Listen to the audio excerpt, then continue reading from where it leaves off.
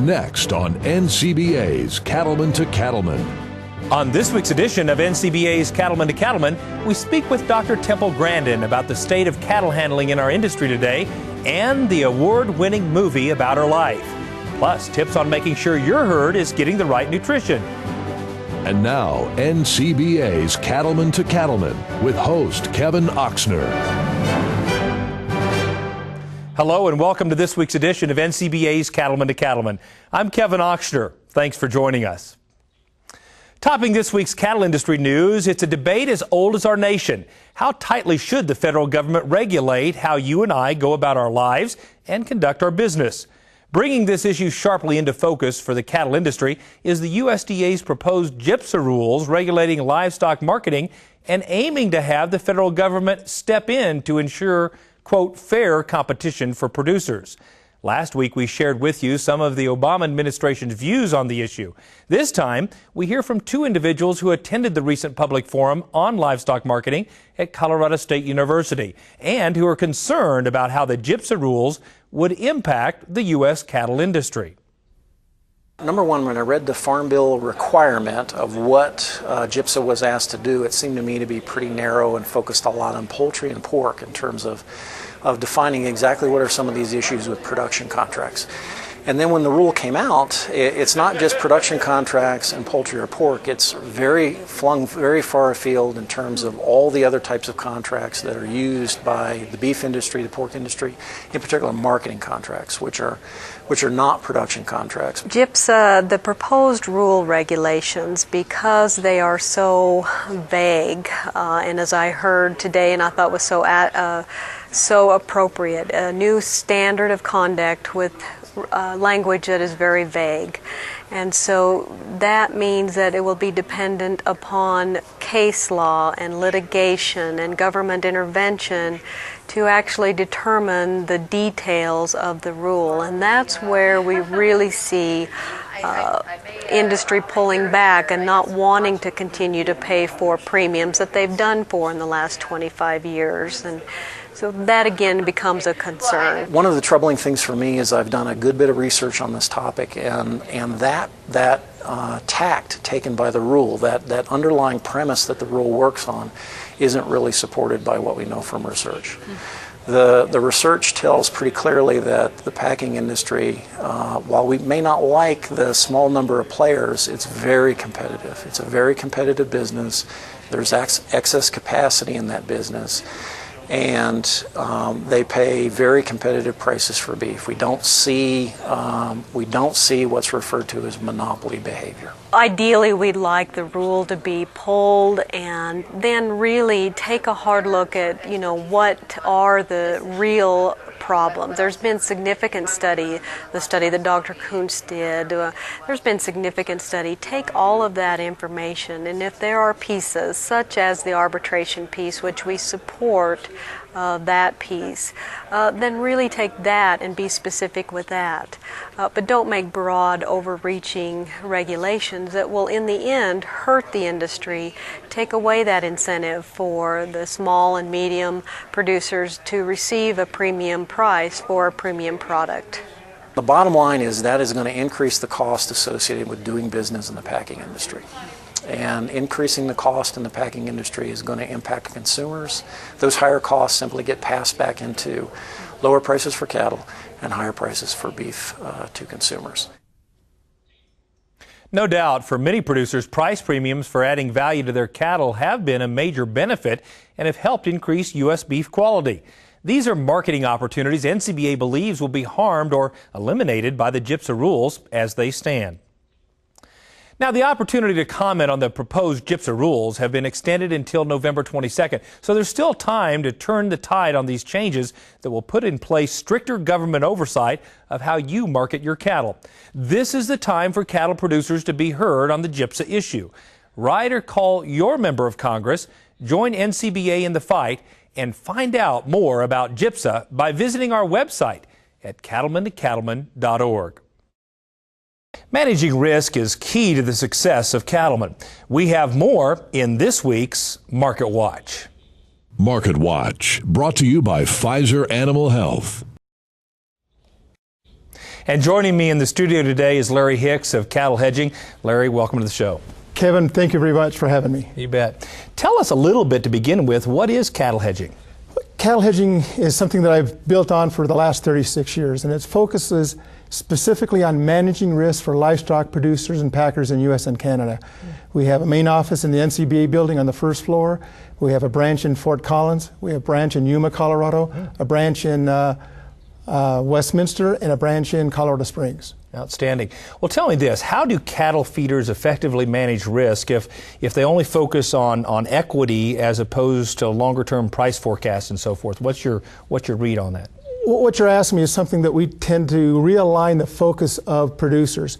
They all want to see how high they're going to go, afraid of how low it's going to go. They always want to know ahead of time, and life isn't quite that simple. So in managing risk, we're trying to realign how they're focusing and what they're focusing on. And the answer is really simple. And the answer is what they all really want, and that is equity. They want to make more money. And so if we look at the balance sheet, we look at the equity side of protecting equity, which means, one, the assets. We've got these cattle that are on grass, cattle in the feedlot. Those are their assets. We've got to protect those. We've got to optimize their profitability, but we've got to protect the risk on them.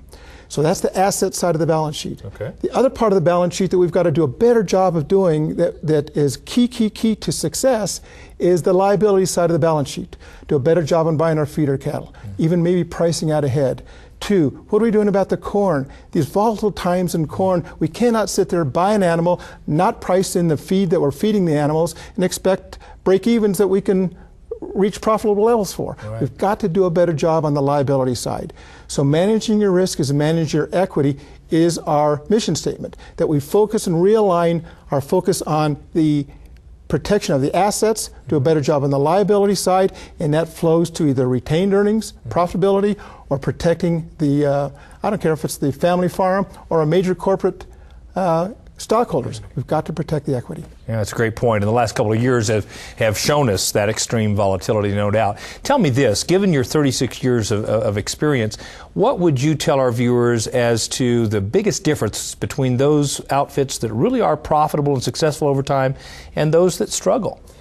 Again, the answer is really simple, but it's the weakest point that most livestock producers have, and the word is discipline.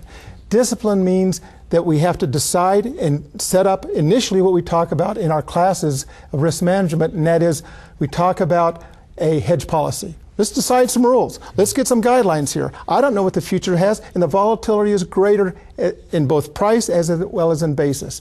So let's set up some rules. Set up hedge policy. Within hedge policy, we outline what's the risk, how do we protect them? And there's three of them, Kevin. One of them is profitability. Okay. 2 is price risk, and 3 is basis. So now instead of trying to forecast, we're now identifying what our risks are as well as our opportunities. Because if we just focus on risk, we may miss out on the big opportunities. So let's look at the 3, profitability, price risk, and basis. And in doing so, it forces us to keep a discipline. And that discipline gives us triggers. The trigger says, hey, I've reached a profit level I'm willing to, maybe even a break even I'm willing to live with. The trigger's done. Price risk. Is the price of my asset going up? Is the price of my asset going down? Are the liabilities that I'm trying to buy, my corn, my feeders, trend up, trend down? What should I do? I need triggers, I need decision-making tools, and I need the discipline. And discipline is a key element of that. As you talk about forecasts and the opportunities and risk, our viewers love hearing people's forecasts in the coming year. So as you look ahead to 2011, let me put you on the spot and say, what are the opportunities and risks you see in the year ahead? I think one of the things that we want to do when we review that is say that 2010 has been an exceptionally good year for prices, coming after 2009 where the industry lost record equity in dollars per head. Why did this year happen? One is our exports are up 26%. That's good. The other one is that our carcass weights have averaged about 14 pounds less than a year ago, that means that the packer has to go out and acquire 14,000 more head and slaughter them to meet the same beef production as a year ago. So it gave the producer a much better leverage on price. Now, as we look ahead, the variables are what's the demand going to do? What's the economy going to do? If we what we need to realize is the consumer has not paid in 2010 the wholesale prices that we've seen from a producer standpoint. The retailers absorb that. If the retailer passes that on, he's either got to go to the consumer, and if that consumer doesn't pay it, it's going to come back to the wholesale level. That'll take fed cattle prices to a minimum of 92 on the downside to maybe as low as the $88 level. On the upside, if we continue the strength, we continue pulling cattle forward, we do a good job, keep our weights down, then we could see highs in the 105 plus or minus a buck. Wow, that's amazing. Yeah. But it again shows the volatility that we have to be prepared to manage. Thanks so much for coming to the show. Kevin, thank you very much. You bet. For details on cattle hedging and their upcoming risk management workshop, visit our website at cattlemantocattleman.org. Dr. Temple Grandin of Colorado State University has long been known in the cattle industry for her pioneering work in cattle handling. But in recent weeks, the name Temple Grandin has become far more widely known as the result of an HBO movie about her life and her success in overcoming autism. In fact, the movie won 7 Emmy Awards, including the top honor for Outstanding TV Movie. Before the Emmy Awards were handed out, NCBA honored Dr. Grandin at the Cattle Industry Summer Conference in Denver, Colorado, as Brian Baxter reports. Temple, you remind us that America's dream is still alive, that one person can make this huge difference. We recognize Dr. Temple Grandin today, whose pioneering work changed the way every one of us cowboys look at the way we handle cattle. You changed the way we looked at facility design, and you changed the way our society looked at people with autism. With a standing ovation, Dr. Temple Grandin was honored with a special Lifetime Achievement Award during the Cattle Industry Summer Conference. Prior to the award, scenes from the movie version of her life were shared, and Dr. Grandin told Cattleman to Cattleman it's a movie she's proud of. Oh, there's a lot of really good parts in it. Of course, I really like the cattle parts of it. Those are some of my favorite parts. I also like the parts of my science teacher, because if I hadn't had my science teacher to mentor me, I wouldn't have gone anywhere. I was a bad student, wasn't motivated to study, and he got me interested in studying. And because now I had a goal of becoming a scientist. And one thing I really liked about the movie is they duplicated all my projects absolutely exactly. The dipping vat was built off of my original drawings, the whole curved cattle handling facility. The gate you could open from the car was done off original photographs. I actually built that gate, actually did work. The optical illusion room, and then of course my squeezing machine, that was all done off of original plans.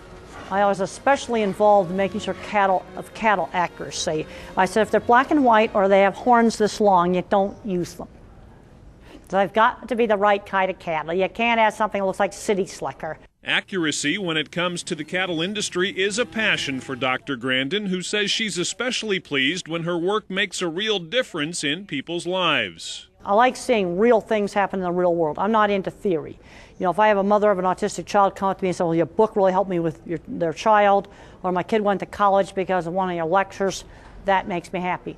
Or I have a rancher come up to me and he says, well, I have one of your handling facilities, it works really well, and really like it, I'm handling the cattle so much better.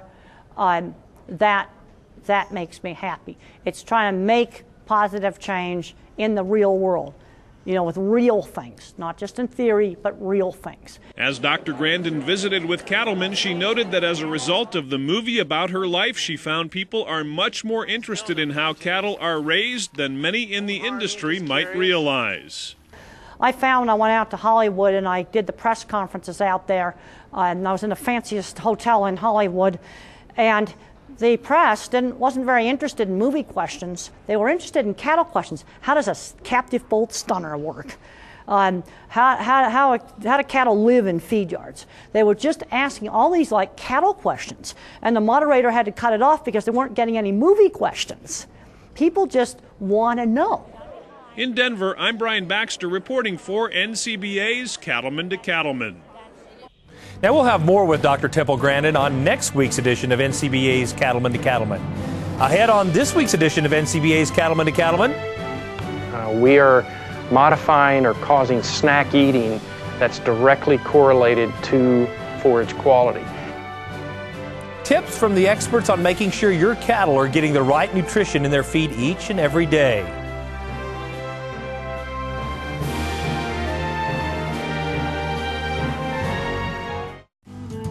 Join the National Cattlemen's Beef Association. NCBA is the premier cattle industry organization representing your best interests in Washington, D.C. and across the country. I want to have my voice heard, and this is the strongest way I can speak it, is through NCBA. And my little voice gets a lot of magnitude with this group. Well, I've been an NCBA member for a long time. My family thoroughly believes in giving back to the industry that they make a living from, and I've carried that on from generation to generation, and this is the organization of choice for the beef industry. Every day, NCBA works to represent you on issues including trade, taxes, food safety and nutrition, animal welfare, and the environment. The main reason I'm an NCBA member is to become engaged and more knowledgeable about everything that's going on in the beef industry. It's easy to join NCBA. Just visit beefusa.org or call us at 1-866-USA-BEEF. Discover a great roundup for beef producers. Now, Boehringer Ingelheim Vetmedica Incorporated has rounded up the top brands of animal health products. You bet your boots you won't find more ways to protect your cattle.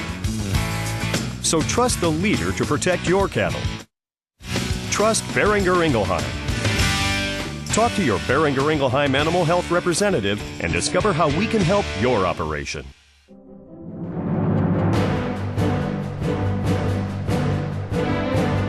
These days, producers are continually looking for ways to keep their herd healthy and profitable while also managing their costs. A liquid feed supplement with intake modifying technology is helping cattlemen do just that. Reporter Brian Baxter heads to Fort Pierce, Florida, where one family operation is learning how a year-round sustained nutrition program can save them both time and money. I'm fifth generation Floridian. My family ranched this area before there was fences around here, and they settled it, but we've got the sixth generation coming, which are anywhere from 5 to 13 years old. It's a sight that's seen nearly every day at the Pierce Cattle Company. 3 generations pitching in to help with the day-to-day work of the operation. My brother runs Pierce Cattle Company, which is our family operation. We run about 2,000 head of crossbred commercial cow-calf operation in South Florida. I've got my dad, which is up there, and then all our children and myself and my wife. We're having fun and doing what we love to do. In addition to learning about cattle, the newest generation is learning the importance of a strong work ethic. We try to teach work ethics, and you can go through school and go through college, and nobody ever teaches a work ethic until you get in the job. And our kids, they're expected to be what a 20, 25-year-old is now, even though they're 8 and 10 years old. Along with being Mark's brother, Matt is also his trusted cattle consultant. We deal in relationships. We just like with Purina. My family buys from Purina not because I'm a cattle specialist, but because there's a relationship with Purina.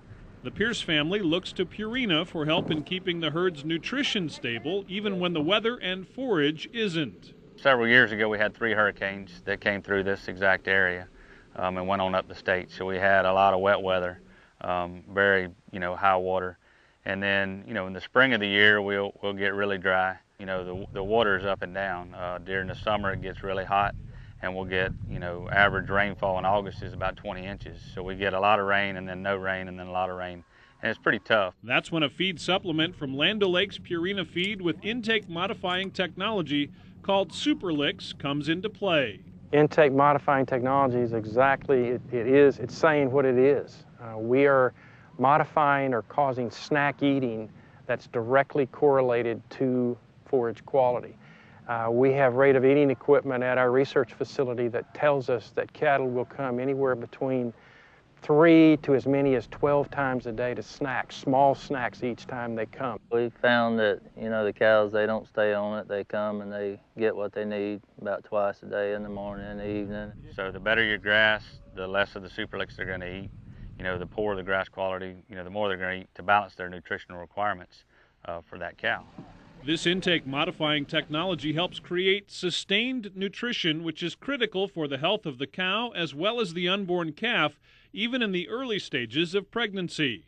Sustained nutrition is really the ability to take care of that mama cow on a year-round basis. All of the organ development and efficiency of those organs are affected by how well mama takes care of that fetus in the first trimester. All of the muscle cell development and how many muscle cells there will be are taken care of before the calf is born. We're kidding ourselves if we think we're going to increase muscle cells after birth. Those two factors alone can drive very quickly an economic model that'll tell you, I have got to take care of my cows. A consistent nutritional base 365 days a year is absolutely essential if we're going to optimize production and net return for the producer. The results of having this nutritional base are apparent throughout the life of the cow and her offspring. We get the cows that got a better conception rate and their calves are weaning heavier. You know, they stay in better shape. What people are looking for now is more pounds on the truck at the end of the day. And the way to get that is through higher conception rates, which that's all about level plane of nutrition. Higher weaning weights, you saw the calf up there eating on the molasses tank, you know, that's going to help with more milk and, you know, just better overall body condition score through the whole year. It's a win all the way around. I got less total supplement costs going to the cattle when I leave it out year round, and I've got more to show for my hard work on pounds of beef that leave the ranch. We'll return to Florida with more tips from the experts at Purina. Stay with us.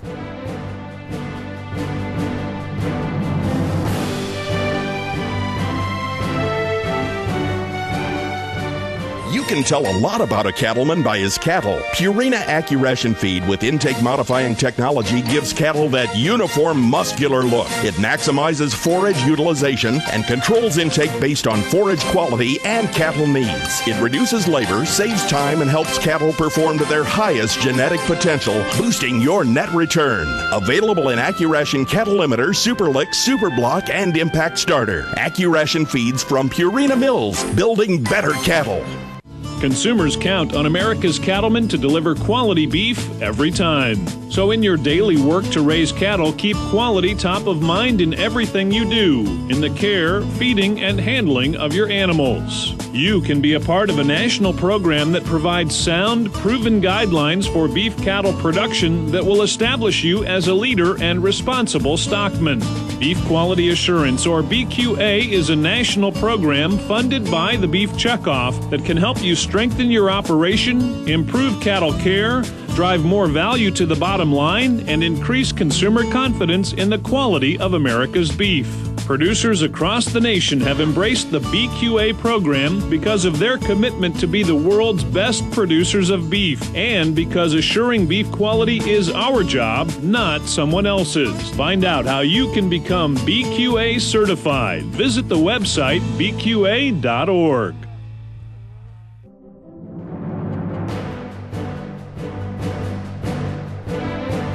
Time and money, two things we all don't have enough of these days. Let's return to Florida, where we're learning how a sustained nutrition program can play an important role in your operation. Randy Summerlin is a Purina dealer who strongly recommends Superlicks to his customers because of the results he's seen on his own operation. Cows look great. The pregnancy rate is improved. Calves look good. They come, I can sell them quicker because mamas are taking care of them. So I can sell them quicker and get them off the pasture. They rebreed quicker, so just more dollars, more money in my pocket. Randy's customers are also seeing these positive results directly increase their bottom dollar. I have a customer, he's got about 80 head of cattle. He was not feeding anything, little mineral, but no supplementation at all. And we started him out in December. And he just weaned some calves that we'd had on it. When he did his pregnancy test, he was about 92% on his pregnancy rate. Was extremely, very pleased. Saw the value in what he was, because he was down to about 60 before.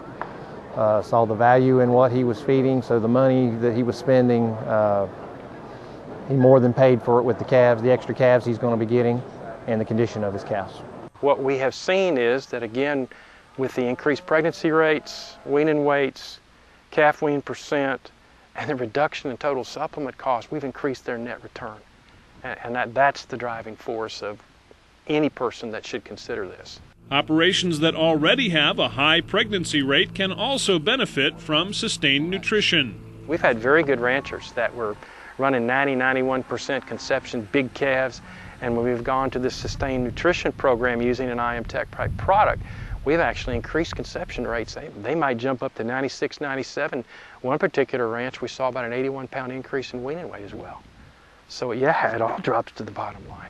Using Superlix year-round actually decreases the amount of money the producer spends on supplements and their associated delivery costs. It's made to be self-fed, so you don't have to go out and feed your cattle every day. The cattle come up and feed themselves. They snack eat. And that's where we've got a lot of small guys that have got a job in town. They can't go feed their cows every day, so they use the Superlix. And then a lot of the large operations, they just physically can't get around to every place that they've got. We have fence and tractor, and I mean, there's all kinds of jobs to do. And if the Superlix, we only have to put it out 1 day a month or 2 day a month. You know, that saves a lot of time and money there. With Superlix, even if you calculate the cost of just the delivery costs, putting out once a week versus putting range cubes out on a daily basis. 15 years ago, when you figured labor, time, depreciation, and fuel costs, there was a $25 a head savings at that time. Today it's up like 40. And if we're not having to put it out but every 2 weeks, then you can double that value. While increased savings is a huge plus for the Pierce Cattle Company, family is and will continue to be their most valuable attribute. Most of your ranchers, they incorporate their family with their active role in day-to-day ranching. You know, the kids come with them. Our kids know how to fill up a molasses tank just like, you know, some of my producers do, or my dealers. But that's part of it is, you know, we're incorporating that into family time, and you don't have to spend as much time feeding because the cattle feed themselves. The less you have to do with one thing, the more you can do with something else, and there's always something to do. You know, being with a family, we don't have to go out to another place to work. Reporting from the Pierce Cattle Company in Fort Pierce, Florida, I'm Brian Baxter for NCBA's Cattleman to Cattleman. For more information on Land O'Lakes Purina Feed and their complete line of intake modifying technology products, you can visit our website at cattlemantocattleman.org. We'll be right back.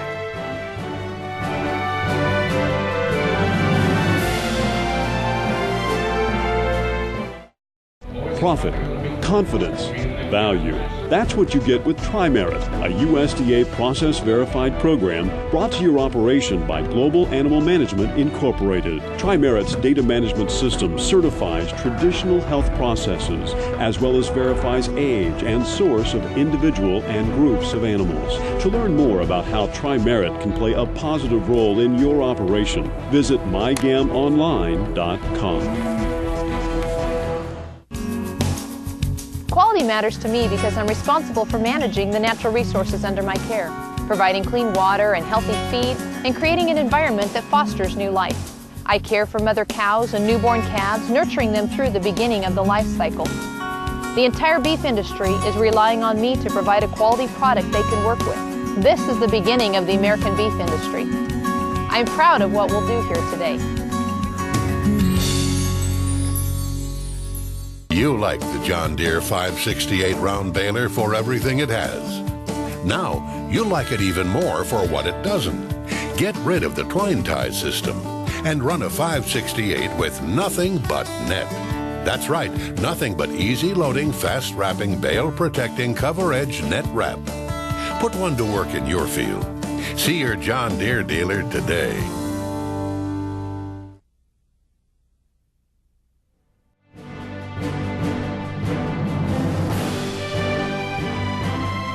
At the end of the year, the so-called death tax will return to American taxpayers. And it's a burden that hits today's farming and ranching families harder than nearly any other segment of society. We recently had a chance to speak to a few cattlemen about the issue. The death tax issue needs to be addressed. It should not be allowed to go back to the way that it was prior to the current law, and we've got to preserve these family farms if we're going to continue to be able to produce enough food to feed the people of this country, let alone other people in the world. if they allow it to go back to the previous 2001, 2002, and start hitting us at the rates of the 1 million and then 55%, you're going to have devastating effects on particularly the farms and ranches and small businesses. I despise it. It doesn't collect enough to be worth the efforts that we go through in having to fight it. We should have killed it years ago. If you break up those farms, there won't be small cow-calf operations. There won't be row croppers. You look in the audience at the sale barn where you go, there is no young guys at the sale barns. They're all gentlemen 60, 70, 80. And I don't know, people don't understand, where's your food going to come from down the road? You know, you're not going to raise it. Not everybody is going to go out and check cows at midnight and calve calves and throw them in the front seat of a pickup floorboard to warm them up. It's just, you know, you can't get rid of your next generation. And if you do away with that, there's going to be a lot of families that just can't afford to keep their ranches and farms. If I was to die, my children would have to pay a substantial tax, and we don't have any cash. We're like all the rest of the farmers. We're asset poor but no cash. And it's very important to the continuation of the industry. We work in a very capital-intensive kind of industry, and keeping farms and ranches and families for generations means the world to us, and really need some prompt action on this, so we aren't penalized when a family not only loses a loved one, but also that we don't lose the opportunity to maintain that farm and ranching operation for generations because of the death tax. And so we're looking for some prompt response on this because we know the clock is ticking. We want every opportunity to pass our operation on to the next generation and the next generation. Long-term thinking for a cattle producer is, how do I have my grandkids inherit this operation, this business, this livelihood? So it's just crucial that we have some type of positive movement this year on the estate tax, on the death tax. It's issues like this one that make the National Cattlemen's Beef Association so important. It's the oldest and largest association representing the best interest of today's cattlemen. Consider joining us today and fight issues like the death tax.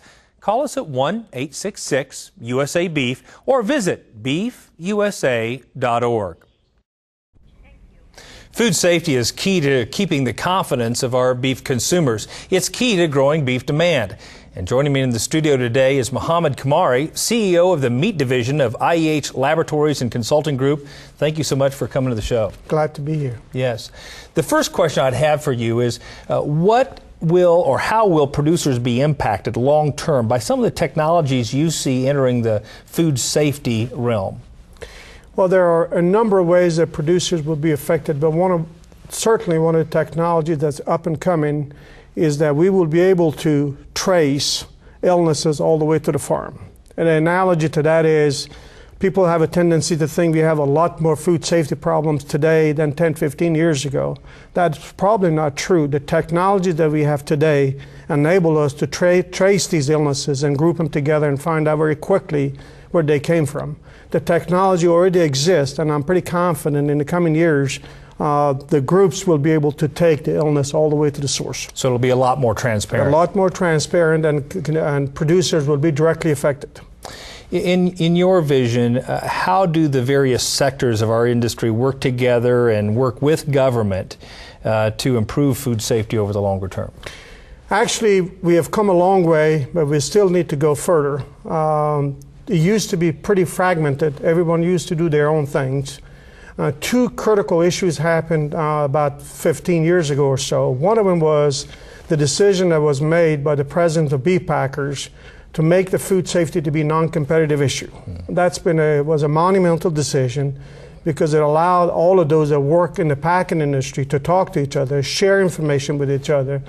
And the reason for that is if you have a problem with ground beef, consumer doesn't care where ground beef came from. They don't eat ground beef, period. It affects everyone.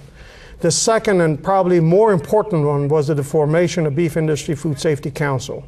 I cannot tell you how important the formation of that organization has been in terms of bringing all sectors of the industry together, sit around the table, and talk about problems and solutions to those problems in a very real way. It really is a team-based effort, and we appreciate all you and your organization does to enhance and improve food safety for our industry. Thanks so much for coming. For more information, visit our website at cattleman2cattleman.org. We'll head to South Dakota for a look at how DNA technology is playing a role in several cow-calf operations. We'll be right back.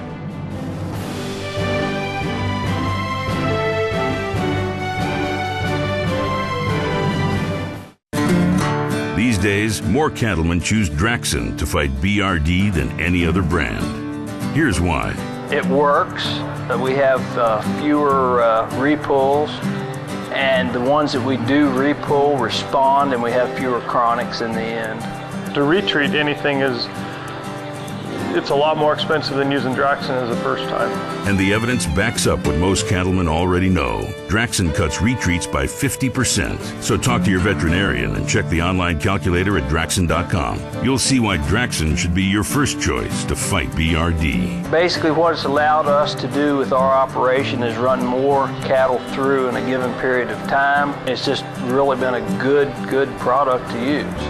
Do not use in female dairy cattle 20 months of age or older. Do not use in calves to be processed for veal. Draxxin has a pre-slaughter withdrawal time of 18 days. Please visit Draxxin.com or call 1-888-DRAXXIN for more information.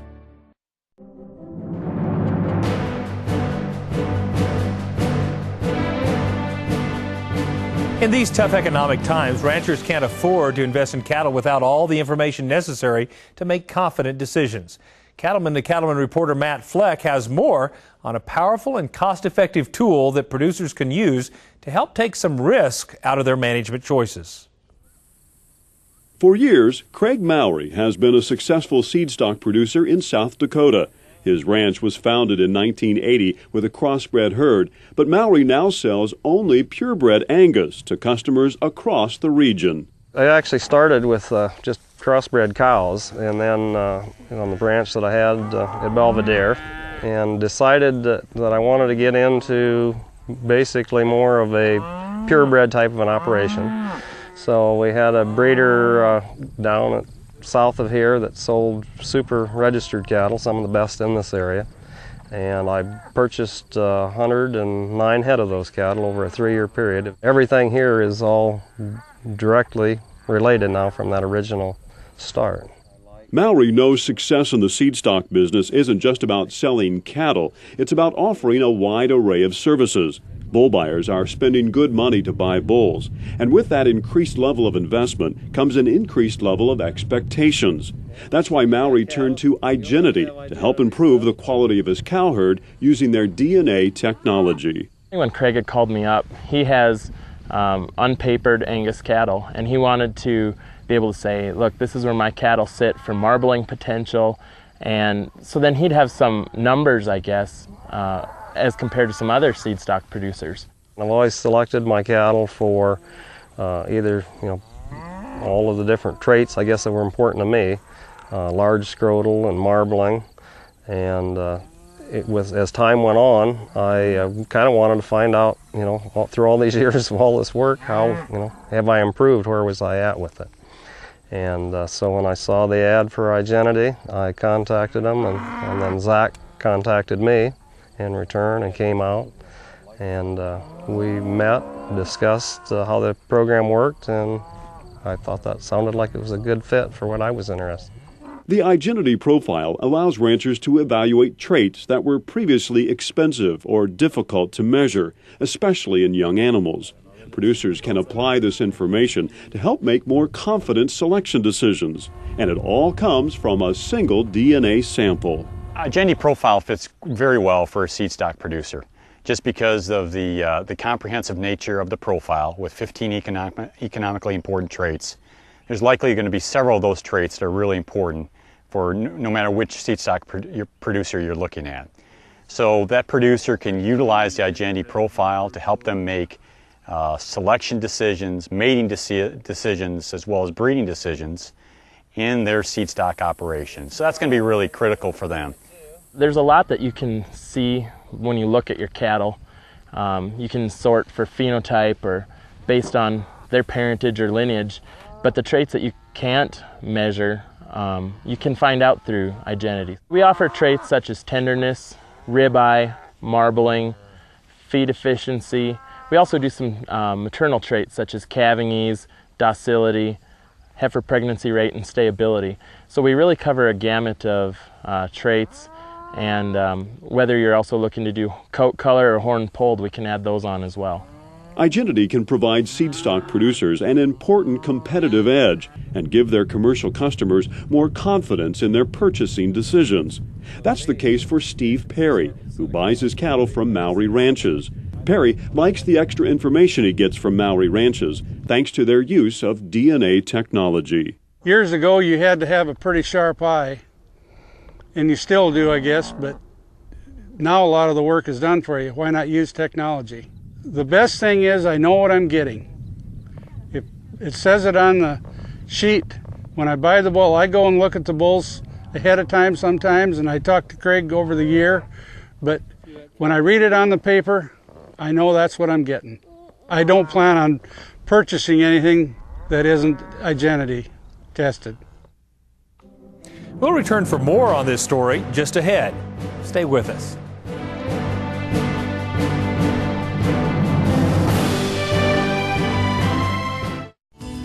Comprehensive, practical, powerful. Now's the time to put the power of DNA to work in your herd with the comprehensive iGenity profile. The inside information from iGenity can help you make more confident replacement heifer and herd sire selection decisions, add marketability to your feeder cattle, make faster genetic progress, and more. The best time to get started is when you're already working cattle, during branding, weaning, or bull soundness exams. Get started today. Visit iGenity.com or call 1-877-iGenity to put the power of DNA to work in your herd. You take pride in the beef you raise. Countless hours invested to assure a safe and wholesome calf crop. Why trust that calf crop to just anyone? Experience the new Dinklage difference with a long history and reputation for outstanding performance and cattle care. We use a combination of cutting-edge technologies and data-driven decision-making to establish our place as leaders in the cattle feeding industry. Allow Dinklage to be a part of your team in the quest to maximize your profits. With 5 locations to serve you in Wyoming, Nebraska, and Colorado. For more information on the new Dinklage difference, stop by one of our yards or visit us on the web at dinklagefeedyards.com.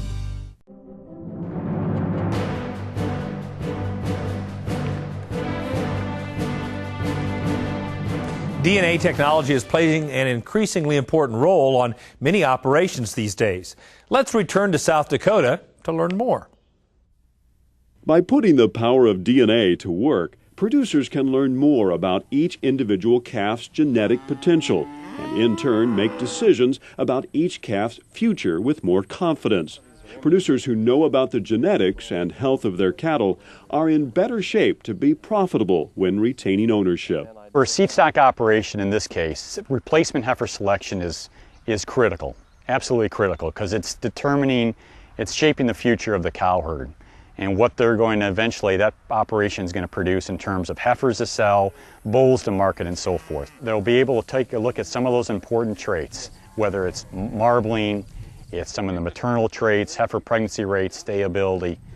Those important traits, we can incorporate and look at those traits, rank the animals from best to worst. I want the longevity bred into the bulls that I keep, and then having the knowledge that the DNA is good on the cattle just basically reassures you that you're keeping the right cattle. The best time to collect DNA samples is when cattle are already being worked. This can be as simple as applying an ear tag thanks to the iGenity tissue collection device. We chose to go the route of the tag because it just seemed like it would be faster through the chute and not terribly prohibitive in price. So we typically just do that when we're working the bulls, and doesn't take but an extra 5-10 seconds to put the tag in. So it made it very easy. Basically, any time an animal goes through the chute is a good time to collect DNA tissue samples. Whether that's using our iGenity tissue tag collector, it's a hair sample, it's a blood sample, semen sample. Really any time that animal's going through the chute, where that animal is easily accessible, we ought to be taking a DNA sample. so then that producer can utilize the Igenity profile information. Information from Igenity is presented on an easy-to-understand 1 to 10 scale for each trait. Igenity offers a team of advisors to help producers better manage and apply the technology. Before we start testing, we sit down and I say, what do you want to learn from the DNA technology? And we set out just kind of a loose little structure, I guess, on what they want to learn. When we do the testing, I want people to have a vision in mind. So then when we get the results back, we can see how these results compared against the vision. We have a number of Igenity sales representatives as well as technical service representatives in the field that work with our customers one-on-one to help them better understand the results that they receive back on the Igenity profile, as well as in utilizing some of our software tools to make better decisions using the Igenity profile in their operation. Improving beef quality is a longer-term but powerful application of Igenity's DNA testing. The comprehensive inside information enables producers to breed specifically for the eating quality of the beef.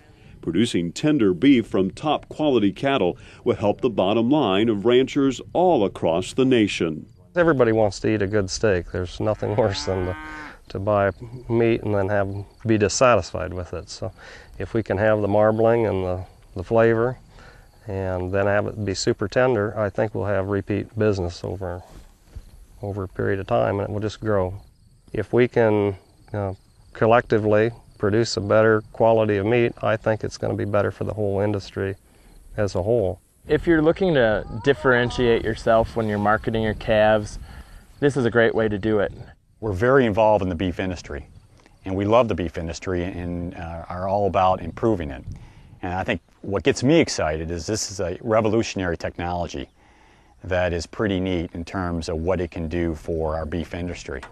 With the help of Igenity, DNA technology is becoming an essential and easy-to-use tool that's helping producers in all phases of the cattle industry take some of the risk out of the decisions they make. Reporting from South Dakota, I'm Matt Fleck for NCBA's Cattleman to Cattleman. Now, to learn more about Igenity and how DNA technology can be applied on your cattle operation, visit our website at cattlemantocattleman.org. We'll be right back. Why is B&W's turnover ball the best-selling gooseneck hitch in the country? Maybe it's the ingenious way it solves everyday problems. Or because it's time-tested and is rated to tow 30,000 pounds. Maybe it's because our lifetime warranty gives hard-working people peace of mind. Or maybe it's because folks love to own a hitch that's still 100% made in America. The Turnover Ball by B&W. Trusted. So what do you care if your cattle are source and age verified? Better yet, do you think the housewife cares? Well, 70% of consumers surveyed want to know where their food comes from. So where do you start? With this little green ear tag. IMI Global is the seal of approval that stands behind the beef you produced. IMI is engaged in source and age verification from the cowman to the kitchen table. So if you're ready to start, just ask us. IMIGlobal.com. Nothing like an evening of calving to promote the romantic image of the cowboy. Right, ladies? Don invited a nice woman out to his ranch one evening for candlelight wine and canned bean dip. This dinner date coincided with calving season. Don invited his date to go with him to check the cows. She didn't exactly squeal with delight, but he told her it was almost like visiting a human hospital maternity ward. They drove out into the calving pasture and immediately spotted a cow trying to calve. We'll watch her for a few minutes to see if everything comes out okay, suggested Dawn, sliding an arm around her shoulders.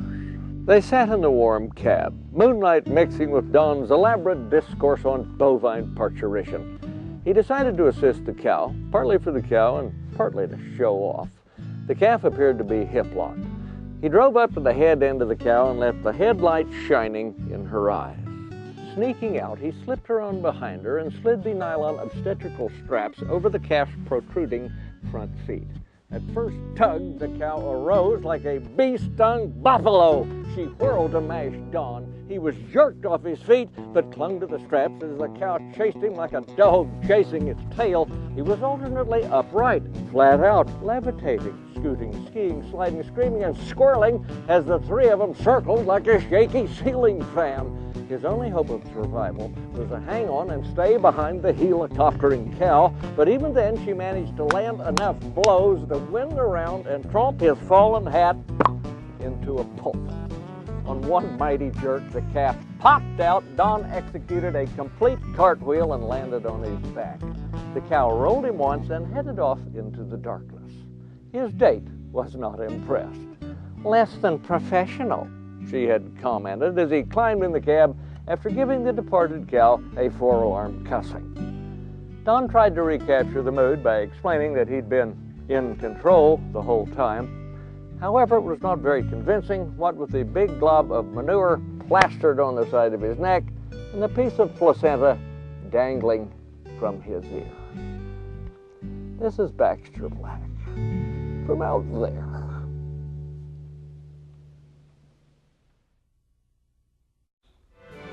Thanks, Baxter, and thanks so much for joining us for this week's edition of NCBA's Cattleman to Cattleman. We'll see you right back here next week on RFD TV.